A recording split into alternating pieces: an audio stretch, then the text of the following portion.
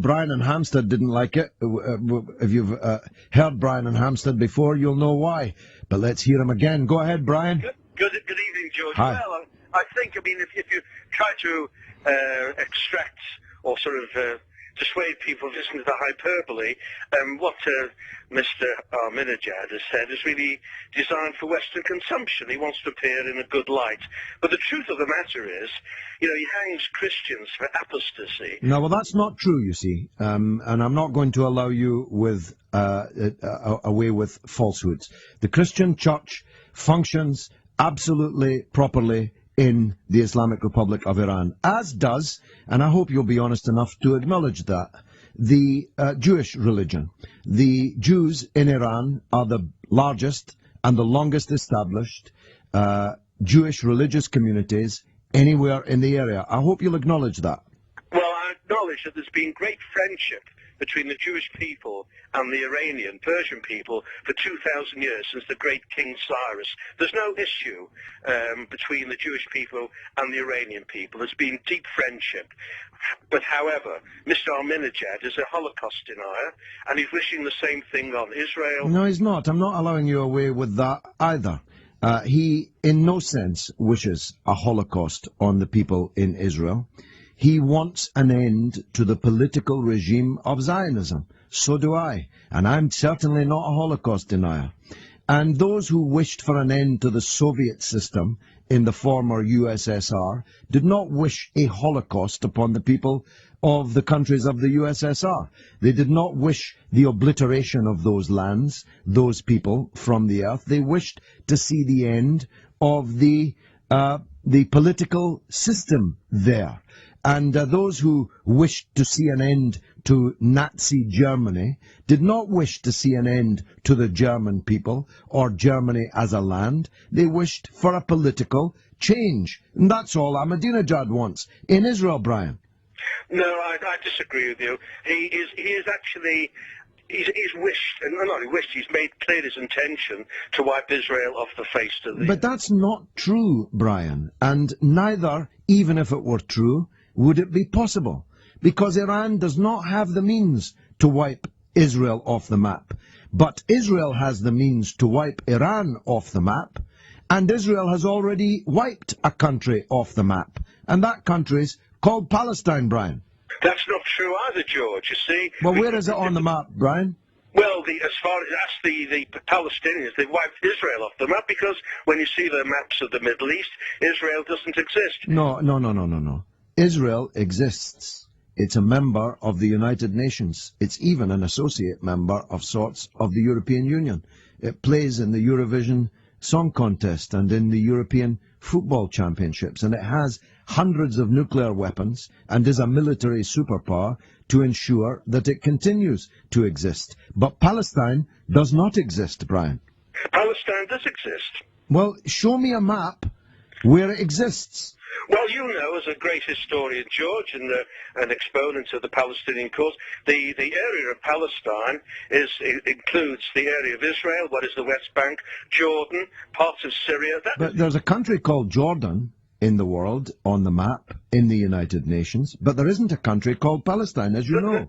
There never was a country called Palestine. Wasn't there? Well, it's very strange that you should say that, because there's a large frieze in the entrance hall to the British Parliament, which contains a very mighty, heroic, socialist, realist style depiction of a man they call Richard the Lionheart. And it's from 1189. And you know what it says on that frieze, Brian? That this is a picture of Richard Coeur de Lion on his way to the crusade in Palestine, and it's 1189, Brian. Well, I agree with you, but Palestine was a name given to the Jewish... No, you can't say you agree with me, because you just 2 minutes ago said there never was a country called Palestine. Yeah, you didn't let me finish what I was trying to say, with respect, George. There was never a country called Palestine, which was a Palestinian or Arab state.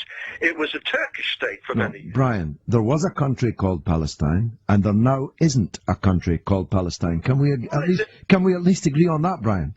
No, you're wrong. The only country that was called Palestine was the Jewish successor state. Brian, we've agreed there was a country called Palestine. In 1189 there must have been, because that's what the frieze in Parliament says. But now, in 2008, there isn't a country called Palestine. But there is a country called Israel, which exists on the land that used to be called Palestine. So, ipso facto, the country that's been wiped off the map is not Israel or Iran, but Palestine. This is a matter of simple logic, Brian. Not at all logic, George. It was a question of the Versailles Treaty in 1919. The Middle East was carved up amongst the host nations. The Jews who were living in Palestine and had done since the Roman occupation were accorded their place under the sun. The Arabs were given a number of 8 or 9 states. The Kurds were not given anything, and they had a grievance. But the Palestinians had all of Jordan, and they had the West Bank. Israel had a little bit of... What, in the Treaty of Versailles? Brian, you've got your history a little awry here. 1919. No, you've got your history just a little bit awry there, Brian. It was 1919. No, I think you're about 30 years out of date. And the fact that you are shows how your distorted prism through which you view your history has completely distorted your perspective. Now, Andy in Somerset didn't fancy Ahmedinejad much. That's why he's up next. Go ahead, Andy.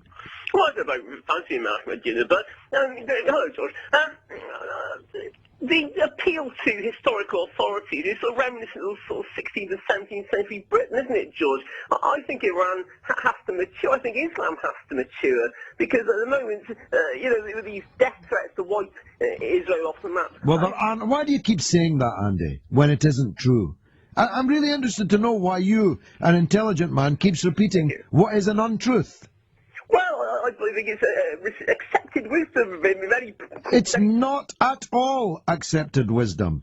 Every professor of Farsi from Tokyo to Tel Aviv has already pronounced that this canard is a deliberate mistranslation of what Ahmedinejad said.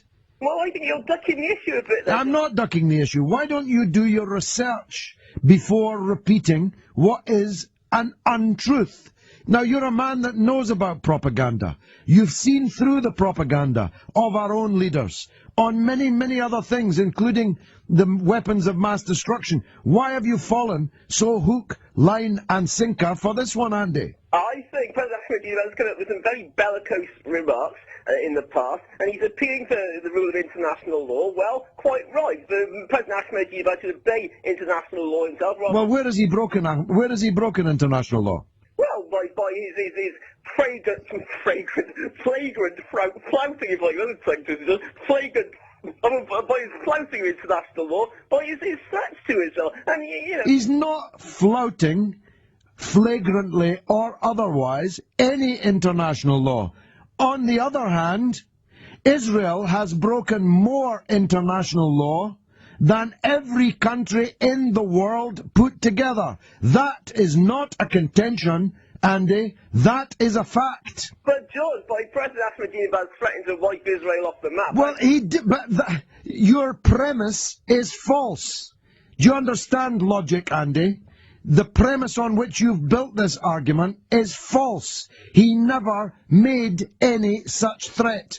On the other hand, never mind threats, empty or otherwise, Israel has broken more international law than all the countries of the entire world put together. If you don't believe me, consult the website of the United Nations Security Council and see if I'm right.